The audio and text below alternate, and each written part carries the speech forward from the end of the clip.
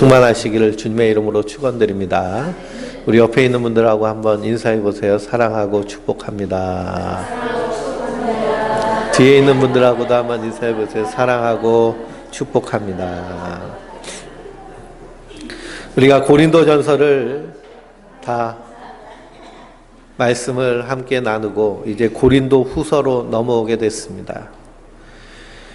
우리가 고린도전서를 통해서 고린도 교회에 참으로 문제가 많이 있는 것을 발견하게 됩니다. 서로 편이 갈라지고 서로 네가 높으니 내가 높으니 하는 일이 있고 또 음행의 문제가 있고 그리고 은사가 충만하게 나타나는데요. 그것으로 인하여서 또 서로 다툼이 생기고 그리고 부활의 문제, 결혼의 문제, 우상의 재물을 먹는 것에 대한 문제, 하여튼 수많은 문제가 계속하여서 나온 것이 고린도 교회의 모습입니다. 그런데요, 우리 인생은요 다 문제투성입니다. 그래서 신학자 본 해퍼는 Man is problem, God is answer. 그래서 우리 인간 자체는 문제투성인데 그 해답은 하나님께 있다라고 말씀하고 있습니다. 하나님께 있다. 그러니 문제가 없는 곳은요, 어디가 문제가 없을까요? 문제가 없는 것은 공동묘지에 가면요, 문제가 없습니다.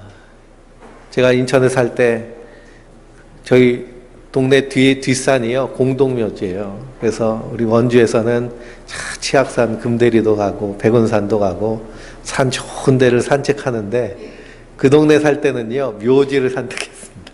등산을 가면 그 뒷산 묘지를 한 바퀴 팍 도는 거예요. 얼마나 묘지가 크고요, 큰지 모릅니다. 한번 가보시면 깜짝 놀라실 거예요. 인천 주민들, 부천 사람들 다 거기에 묻히고 이제 더 이상 묻힐 곳이 없어서 화장하고 납골하는 납골당들이 계속 지어지고 있는 곳인데요. 거기 가면 무덤들이 오래된 무덤이 있습니다. 어떤 무덤은 잘 관리되어 있는 무덤이 있는가 하면 어떤 무덤은요 아주 그냥 난리가 났습니다. 온갖 잡풀과 꽃이 그냥 무성하게 펴 있는데요. 거기 묻혀 계신 분은요 거기에 대해서 한마디 하지 않습니다. 아니 이 녀석들아 와가지고 좀 이것 좀 벌초 좀 하고 해야 되지 않냐, 전화도 안 하세요. 예? 왜 그러냐, 무덤에는 문제가 없기 때문에 그렇습니다. 그리고 우리가 산다라는 것, 인생 자체가요 문제로 가득한 것이 인생 자체입니다. 그런데 하나님의 교회, 그래서 교회는 건물이 아니라 우리 한 사람 한 사람이 다 하나님의 교회이고 성전이다 라고 누누이 말씀드렸습니다. 하나님의 교회, 하나님의 성전이 모여있는 우리의 모임 가운데서는요, 세상에서 일어나는 그런 세속적인 문제들이 나타나서는 안 될 줄 믿습니다. 서로 힘겨루기라든지, 누가 높으니 누가 낮으니, 누가 높으니 누가 낮으니는요, 세상에서 하는 것이죠. 교회에서는 누가 높으니 경쟁하는 것이 아니라 누가 더 낮으니를 경쟁해야 됩니다. 왜 그럴까요? 예수님도 저 하늘 보좌를 버리시고 이 낮고 낮은 이 땅까지 오셔서 죽기까지 사랑하시고 섬기셨기 때문에. 그러니까 우리가 경쟁하는 것은요, 누가 더 낮아지냐 하는 경쟁을 해야 됩니다. 근데 누가 높으니 누가 힘세니 하는 그런 문제들, 세상적인 문제들이 교회 안에 들어왔습니다. 그것에 대해서 고린도 교회를 처음 개척한 사도 바울이 엄하게 꾸짖는 말씀이 고린도 전서의 말씀입니다. 그래서 우리 성도님들 스마트폰에 다 드라마 바이블 다 깔아놓으시고 그래서 아침마다 듣고 계시죠. 고린도 전서를 착 들어보면요, 그 성우가 이 사도 바울의 목소리로 고린도 전서를 쭉 읽어주는데요, 얼마나 엄하게 읽는지 모릅니다. 아주 그냥 엄한 말로 어조로 이렇게 책망하고 있는 것이 고린도전서의 말씀입니다. 그러니 사도 바울이 고린도 교회에 이런 문제가 있는 걸 알고 엄하게 책망을 할 때, 그때 이 사도 바울 마음 한켠에 어떤 마음이 있을까요? 우리도 자녀들을 책망해 보면 내가 이렇게 너무 심하게 책망했나? 이것 때문에 얘가 엇나가면 어떡하지? 이것 때문에 잘못되면 어떡하지? 하는 마음이 부모의 마음인 것처럼 사도 바울이 이렇게 험하게 책망했습니다. 그러고 나서요, 사도 바울 마음 가운데도 이런 안타까운 마음과 그리고 두려운 마음이 생기게 되는 것이 사도 바울의 모습입니다. 그래서 사도 바울이 고린도전서를 디도의 편에 보내면서 편지를 써서 보내면서 엄하게 책망을 하고, 그리고서는 에베소에 있는 사도 바울이 디도가 다시 돌아와서 그들이 편지를 듣고 어떻게 되었는가에 대해서 궁금해서 기다리고 있는데요, 이 디도가 함흥사차 오지를 않은 겁니다. 그 사도 바울도 더 이상 그곳에 머무를 수 없어서 또 다른 선교지, 전도지로 떠나게 되는데요, 그런 와중에 디도를 만나게 되죠. 그리고 그때 디도가 사도 바울에게 뭐라고 얘기하냐? 걱정하지 마세요. 이 고린도 교회 성도들이 사도님이 보내준 그 편지를 읽고 가슴치며 회개하며 돌아섰습니다. 라고 이렇게 말을 전하게 됩니다. 그것으로 인해서요, 사도 바울이 큰 위로를 받았습니다. 큰 위로를 받았어요. 그래서 오늘 읽은 말씀 고린도전서 1장 1절에서 후서 1장 1절에서 11절까지의 말씀 가운데 가장 많이 반복되는 말씀이 무슨 말씀일까요? 위로라는 말씀입니다. 성경책에요, 위로라는 말이 1절부터 11절까지 몇 번 나오나 한번 동그라미를 쳐보세요. 성경책은 낙서하라고 있는 책입니다. 막 낙서라는 것이 아니고요, 내용을 이렇게 묵상하면서 메모도 하고 쓰고 그런 것이 성경책이죠. 이 책의 안에 담겨져 있는 말씀이 거룩한 것이 이 책 자체가 거룩한 것이 아닙니다. 그러니 여기다 열심히 메모도 하고 체크도 하고 내가 말씀을 읽으면서 이런 은혜를 받았다, 이렇게 기도했다라고 이렇게 메모하는 것 참 귀합니다. 그래서 위로라는 말이요, 10번이나 나옵니다. 3절 말씀에 보니까 모든 위로의 하나님이에요.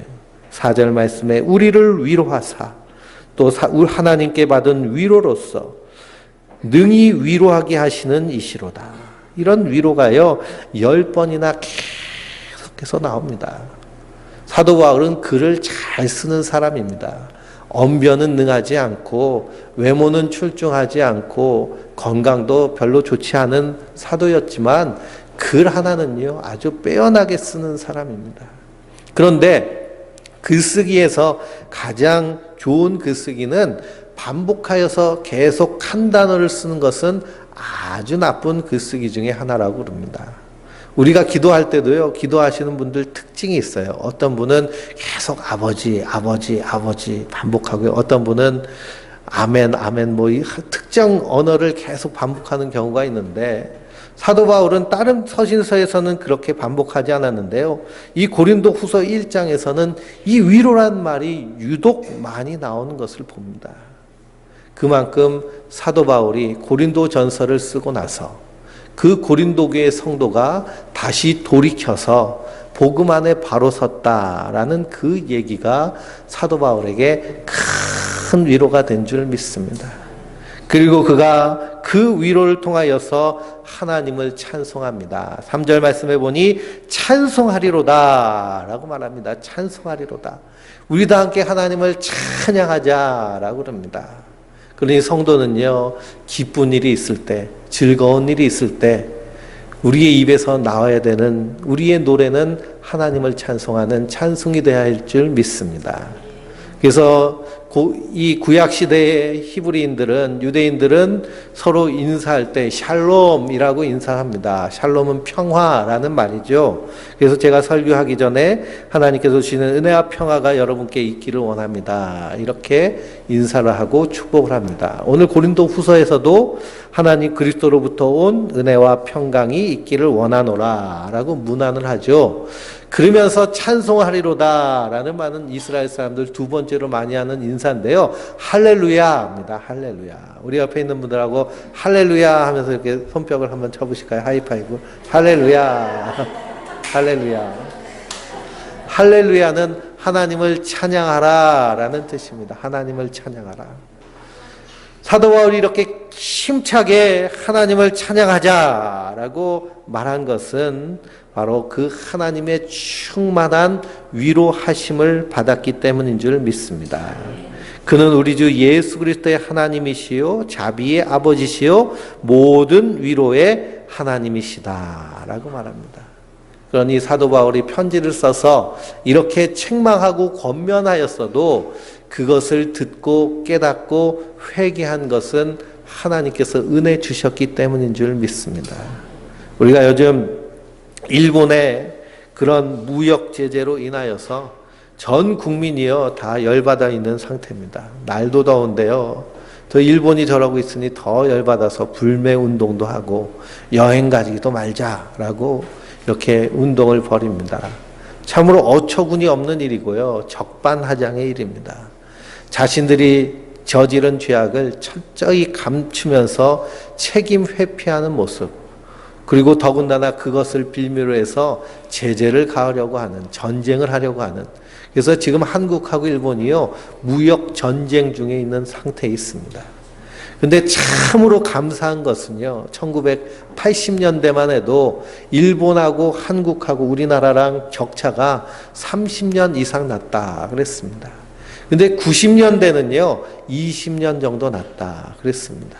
근데 2000년대 초반에는요 10년 정도 차이 난다 그랬는데요 2018년이 된 지금은 일본하고 한 5년 정도 차이 날까 별 차이 없다라고 말할 정도로 그렇게 우리나라가 이렇게 대단한 나라가 됐습니다. 참 대단하죠. 그래서 일본을 여행 가보면요 일본 시골길을 걷다 보면 여기가 한국인지 일본인지 별 차이가 없을 정도로 시민의식이라든지 안 그러면 그런 모습은 어떤 부분에서는 일본보다 더 이렇게 뛰어나게 성장한 모습이 이 대한민국의 모습입니다. 근데 그 일본은요, 자기들이 저지른 과거의 만행에 대해서 철저하게 숨깁니다. 그래서 역사를 왜곡시키고 역사를 숨기는데요. 자기 역사를 잃어버린 민족은 미래가 없다라고 역사가들이 말합니다.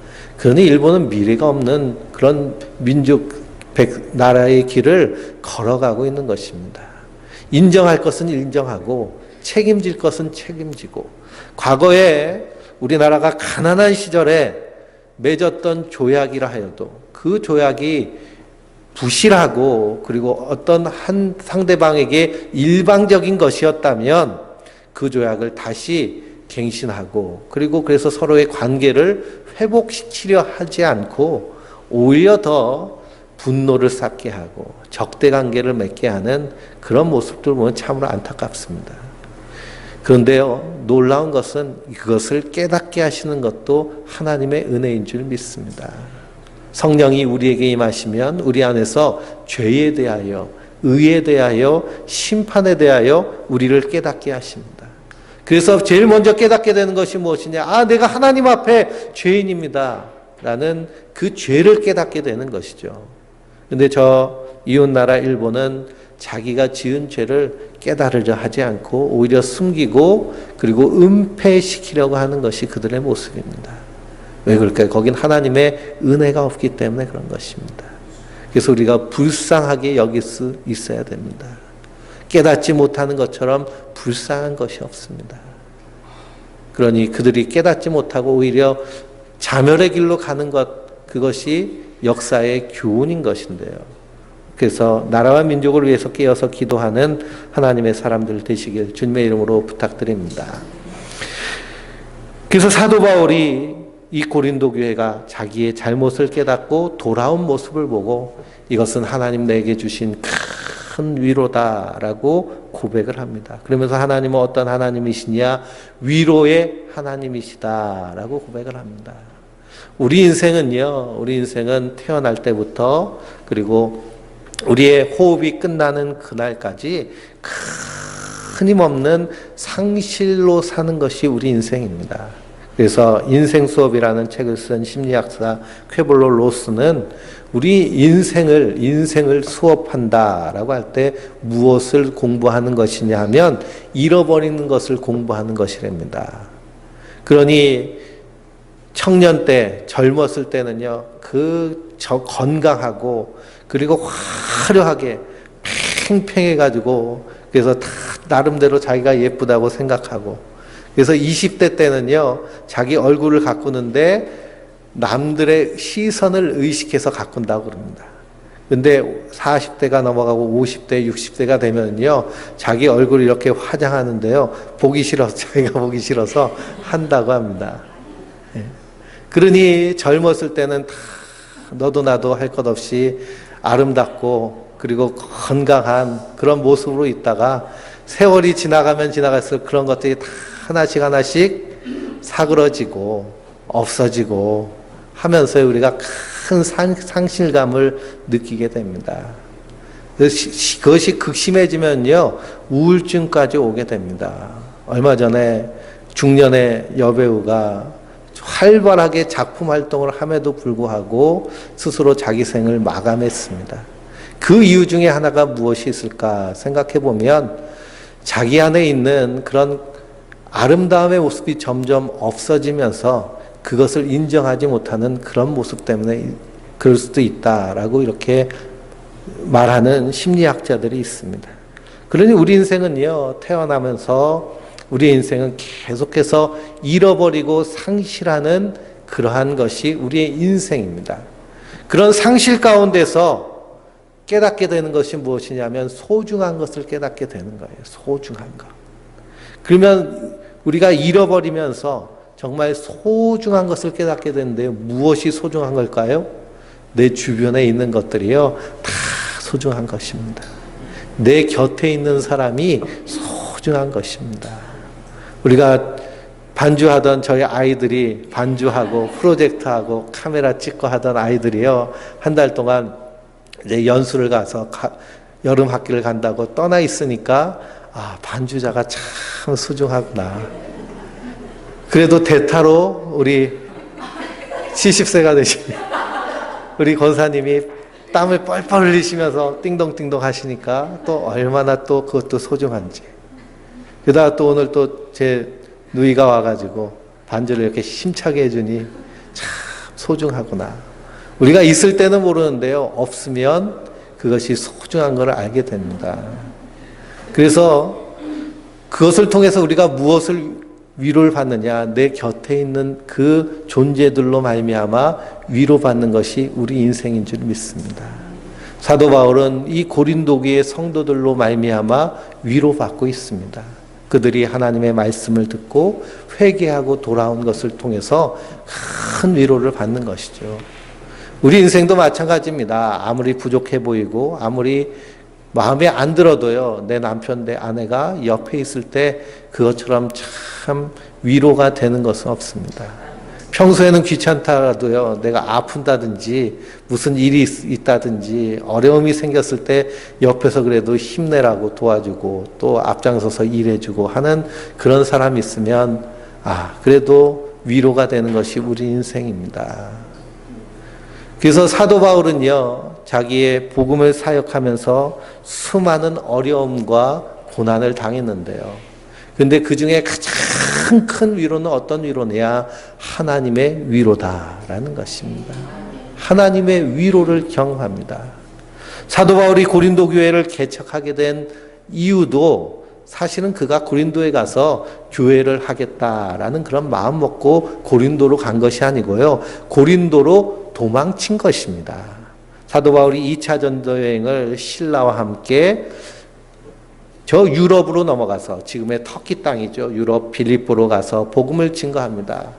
빌립보로 갔다가 데살로니가로 가서 복음을 전가할 때요, 데살로니가 사람들이 복음을 듣고 기뻐하며 예수님을 영접했습니다. 근데 그걸 못마땅하게 여기는 유대인들이 있는 거예요. 유대인들이 사도 바울이 가는 곳마다 박해하고 핍박했습니다. 얼마나 박해와 핍박이 힘들었는지요. 그곳에서 도망쳐서 그 옆에 있는 도시인 베레아로 갔습니다. 베레아로 갔더니 그곳 사람들은 또 더 신사적인 거예요. 말씀을 증거했더니 그 말씀을 잘 받고 또 신앙을, 예수님을 믿고 영접하고 신앙생활을 합니다. 근데 이 데살로니가 교회에서 사도 바울을 괴롭혔던 유대인들이 베레아까지 쫓아와가지고 사도 바울을 힘들게 만드는 겁니다. 그것 때문에 함께 전도를 갔던 사도 바울과 실라와 디모데가요, 뿔뿔이 흩어져 버렸습니다. 그래서 사도 바울은 홀로 아테네로 갔습니다. 아테네로 갔더니 여러 신전들이 많고 신상들이 많으니 그 신상과 신전 가운데 이름을 알 수 없는 신의 제단도 있는 거예요. 우리가 그리스 신화를 읽어보면 거기 엄청나게 많은 신들이 나오죠. 다 거기에 우상 숭배하고 절하고 하는 그런 모습들입니다. 그러니 사도 바울이 그 이름을 알 수 없는 신의 제단 앞에서 1장 설교를 시작합니다. 근데 이 아테네 사람들은요, 논쟁하기를 좋아하고 철학적인 사고를 하기 때문에요, 서로 논쟁이 쉽게 말하면 말장난하는 것이죠. 주고받고 끝없이 말장난하는. 근데 사도 바울이요, 자기의 지식을 가지고 전하려고 했더니 끝이 없는 것입니다. 철저하게 실패하고, 그리고서는 그곳에서도 사람들의 미움을 받아서 도망쳐 나온 것이 고린도입니다. 그러니 얼마나 마음이 지쳐 있겠어요. 그래서 사도 바울이 자기가 할 줄 아는 일이 천막을 깃는 일인데, 고린도에 갔더니요, 천막 장사들이 엄청나게 성업을 이루면서 천막 장사를 하는 겁니다. 왜 이렇게 천막 장사가 잘 되나 봤더니, 이 로마에 살고 있던 유대인들이 서로 다툼이 일어났습니다.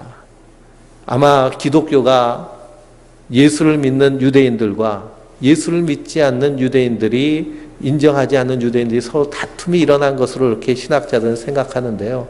그렇게 다툼이 일어나니까요, 로마의 황제가, 로마 제국은 개인의 종교는 인정하지만 그것으로 인해서 분쟁이 일어나는 것은 용납하지 않습니다.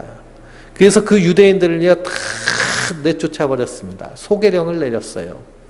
그러니 자기가 가지고 있던 집이며 재물이며 땅이며 논밭이며 다 하나도 팔지도 못하고요, 쫓겨나듯이 쫓겨났습니다. 그래서 많은 사람들이 유럽의 여러 도시로 쫓겨났는데, 그중에 고린도라는 도시에도 많은 사람들이 그곳에 모이게 됩니다. 거기에 브리스길라와 아굴라라는 부부도 이 로마에서 쫓겨나서 그 고린도에 가서요, 천막 장사를 하는 겁니다. 사도 바울이요, 자기의 가업이면서 할 줄 아는 직업인 이 천막 짓는 것을 하기 위해서 직업을 이제 취직을 했는데요. 누구네 집에 취직을 했을까요? 브리스길라와 아굴라의 집에 취직을 했습니다. 그곳에서 천막을 함께 기으면서 서로 두런두런 얘기를 하면서 사도 바울이 복음을 증거한 겁니다. 브리스길라와 아굴라도요, 로마에서 쫓겨와가지고 서로 쫓겨온 신세가 됐죠. 거기서 같은 직업을 하면서 같이 복음을 증거하고 하나님을 섬기니 그 안에서 하나님의 은혜가 충만하게 임하게 됩니다. 그래서 시작된 것이 고린도 교회입니다. 그러니 그 복음을 증거하면서 이 쫓겨나는 그런 상황, 우리가 복음을 증거하면 하나님이 이 세상의 주인이신데 뭔가 좀 떵떵거리게도 하고 좀 잘 풀리게도 하고 기적과 능력과 표적이 나타나서 그냥 사람들이 다 제압하게 하는 그런 일들이 일어나면 참 좋은데요, 하나님은 그런 식으로 하나님의 사람을 찾지 않으십니다. 그래서 사도 바울이 깨달은 것이 전도에 미련한 것으로, 나는 오직 예수 그리스도의 복음, 예수님이 당신의 죄를 위해 십자가에 달려 죽으시고 부활하셨습니다. 그래서 이 복음의 구원의 4가지 지읒에 대해서 제가 말씀드렸잖아요. 그렇죠? 첫 번째 지읒이 뭐라고요? 네, 주인입니다. 주인. 누가 주인이라는 거예요? 하나님이 주인이시라는 거예요. 근데 누가 주인 노릇하고 있어요? 내가 주인 노릇하는 겁니다. 그러니 두 번째 지읒은 뭐예요? 죄인이에요. 죄인. 누가 죄인일까요? 하나님 노릇하는 내가 죄인인 것이죠. 그러니 세 번째 지읒은 뭐예요? 죽음입니다. 내가 죽어야 되는데 그 죽어야 될 자리에 누가 죽으신 거예요? 예수님이 대신 십자가에 달려 죽으셨습니다. 그래서 네 번째 지읒은 뭐예요? 주인입니다. 주인이, 하나님이 내 인생의 주인이 되시고 나는 주인 자리에서 내려와서 하나님을 섬기는 자로, 그래서 바른 하나님과의 관계를 맺게 되는 것, 이것이 구원입니다. 그래서 이 복음을요, 이 복음만 가르치겠다. 사도 바울이 선언하죠. 그래서 고린도전서 1장부터 읽어보면 전도에 미련한 것으로 복음을 증거하고 내가 예수 그리스도의 십자가 외에는 아무것도 알기로 작정했다라고 말할 정도로 그렇게 복음에 집중한 인생을 살게 되는 것입니다. 그러니 사도 바울이 복음을 증거하면서 만나게 되는 모든 사람이 바로 하나님의 위로가 된 줄 믿습니다. 특별히 브리스가와 아굴라를 만나게 된 것. 이 아퀴라라는 이름은요, 그냥 일반적인 사람이 쓸 수 있는 이름이 아니라 로마의 귀족들이 쓰는 이름이 아퀴라라는 이름입니다.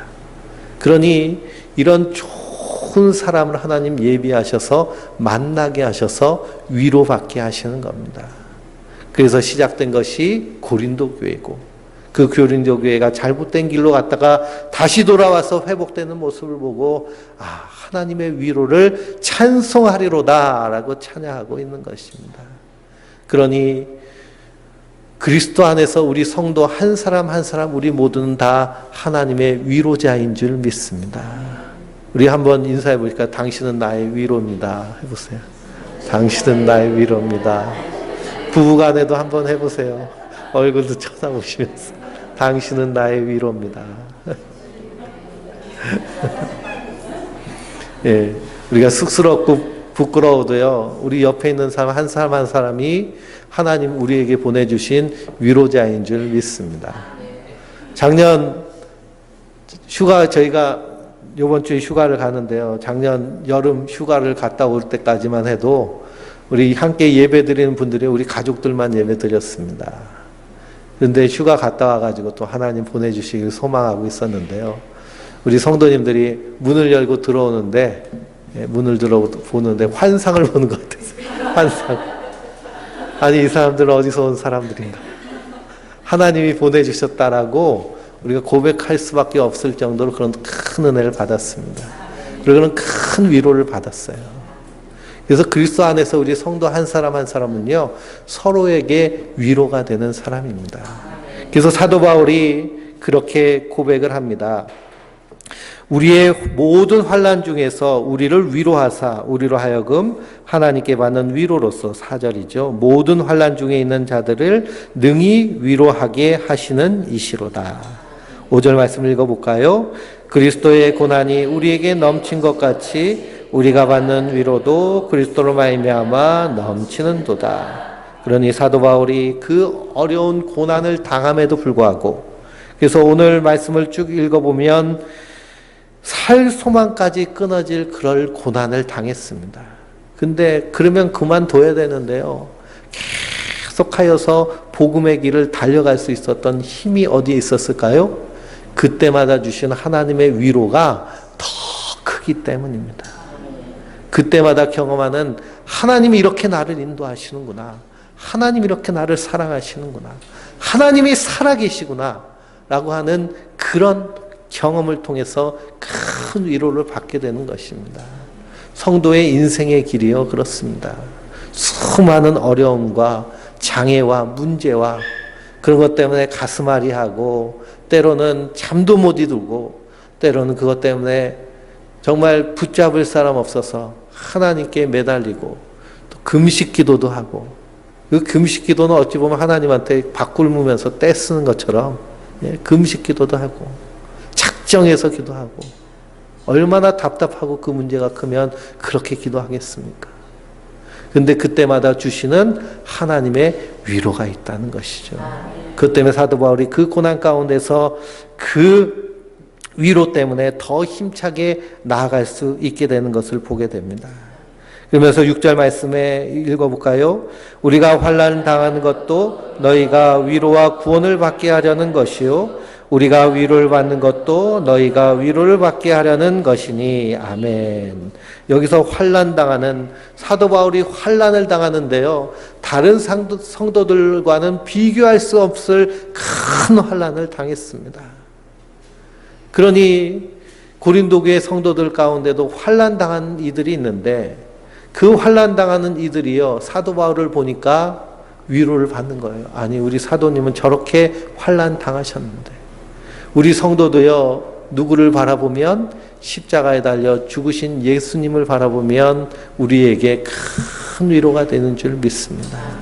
왜 그럴까요? 주님께서 나를 대신하여 저 고난을 당하셨는데 내가 이 땅에서 당하는 고난을 견디지 못하는 것이 무엇인가?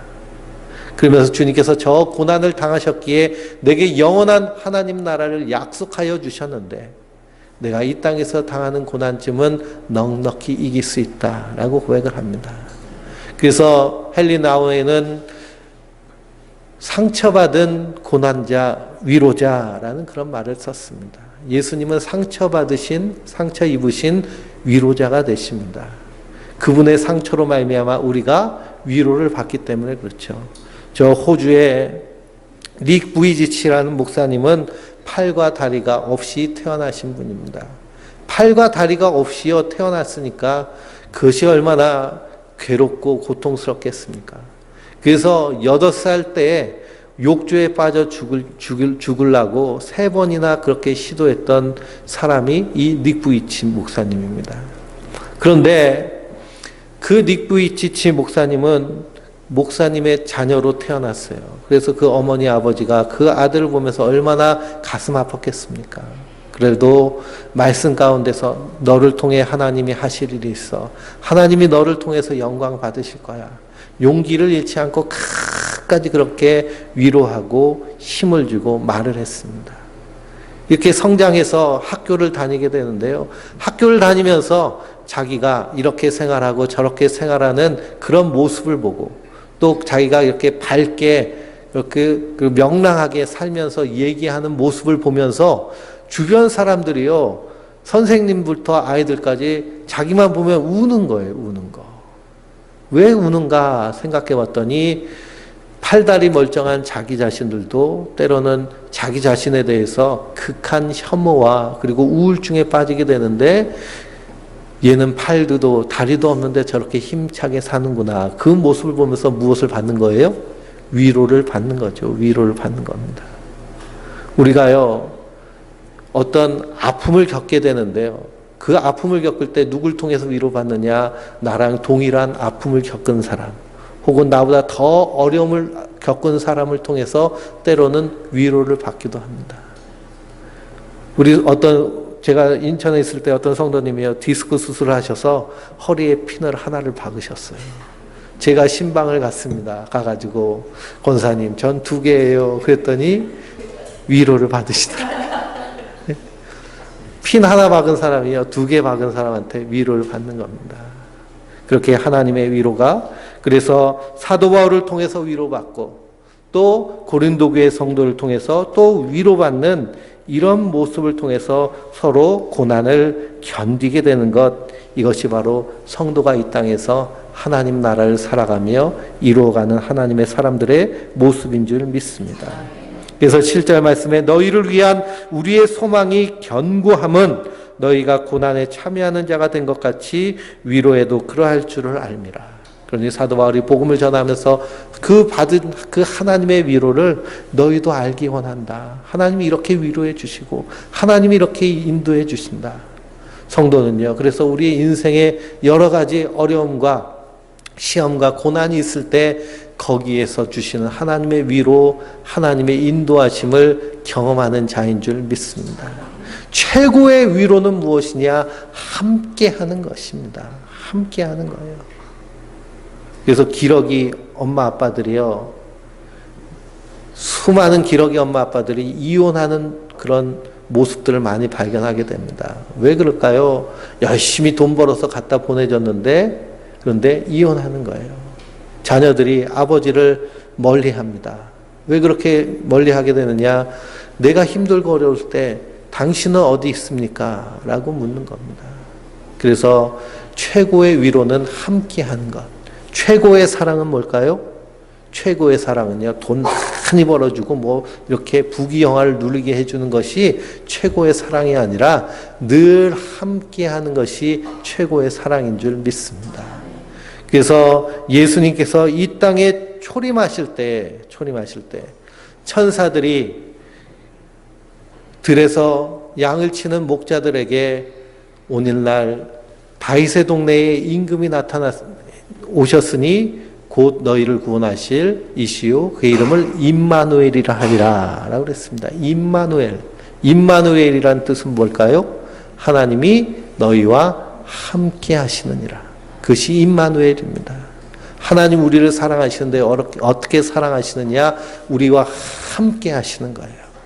그래서 내가 가는 길이 어디든지 하나님이 우리와 함께 하시며 우리를 위로하시고 우리에게 힘주시고 우리로 하여금 이 땅이 아닌 영원한 하나님 나라를 소망케 하여 주시는 줄 믿습니다. 그래서 사도 바울도 8절 말씀에 우리가 아시아에서 당한 환난을 너희가 모르기를 원치 아니하노니 힘에 겹도록 심한 고난을 당하여 살 소망까지 끊어지고 우리는 우리 자신이 사형 선고받은 줄 알았으니 이는 우리로 자기를 의지하지 말고 오직 죽은 자를 다시 살리시는 하나님만 의지하게 하심이라. 엄청난 고난이 오니까요. 결국 누구만 의지하게 되는 거예요? 하나님만 의지하게 되는 겁니다. 거기서 위로를 받게 되는 것이죠. 제가 병원을 신방하면서 말기암 환자들 많이 신방하고요. 임종기도를 많이 해드렸습니다. 근데 신앙 안에서 마지막 임종을 맞는 성도님들, 근데 한결같이요. 마음이 편안해 하시고 그리고 오직 한 분만 소망하며 바라봅니다. 예수님만 소망하고 바라보는 거예요. 왜 그럴까요? 붙잡으실 분이 그분뿐이 없기 때문에. 그분이 우리의 진정하고 영원한 소망 되시기 때문입니다. 그 예수님이 지금도 우리와 함께 하시는 줄 믿습니다. 함께 하실 뿐만 아니라 우리가 가는 어느 곳에서도 함께 계시며 우리를 끝까지 인도하여 주시는 분이신 줄 믿습니다. 그래서 요한복음 읽어보면 예수님이 자기에게 주신 그 사람들을 사랑하시되 끝까지 사랑하시느니라. 그 끝까지 사랑하시는 그 예수님의 사랑이 우리에게 큰 위로로 우리 안에서 산 소망으로 넘쳐나게 하여 주실 줄 믿습니다. 그 위로 안에서 우리도 믿음으로 굳게 서며 또한 우리도 서로를 향하여서 위로자가 되어서 그래서 그 안에서 하나님의 나라를 아름답게 이루어가는 하나님의 사람들 되시길 주님의 이름으로 축원드립니다. 기도하시겠습니다.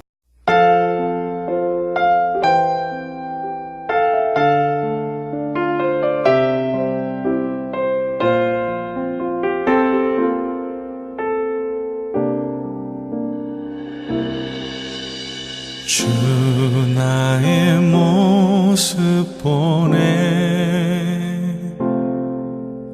상한 나의 맘 보시네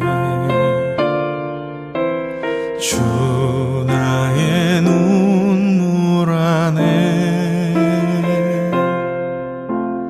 홀로 울던 맘 아시네 주 나의 모습 보네 상한 나의 맘 보시네 주 나의 눈물 안에 홀로 울던 맘 아시네 세상 소망 다 사라져가도 주의 사랑은 끝이 없으니 살아가는 이 모든 순간이 주의 힘을 나는 믿네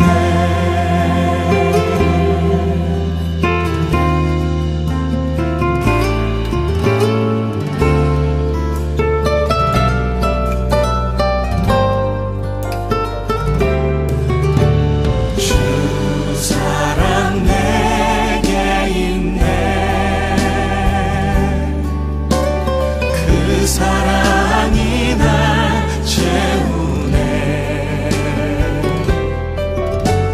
주는 내게 있네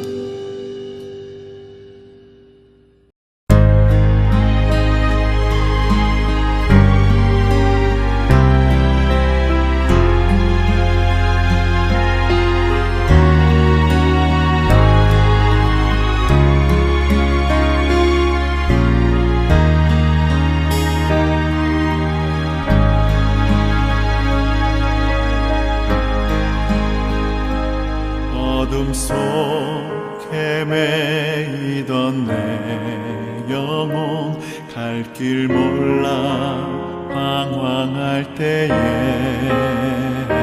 주의 십자가 영광의 그 빛이 나를 향해 비추어 주셨네.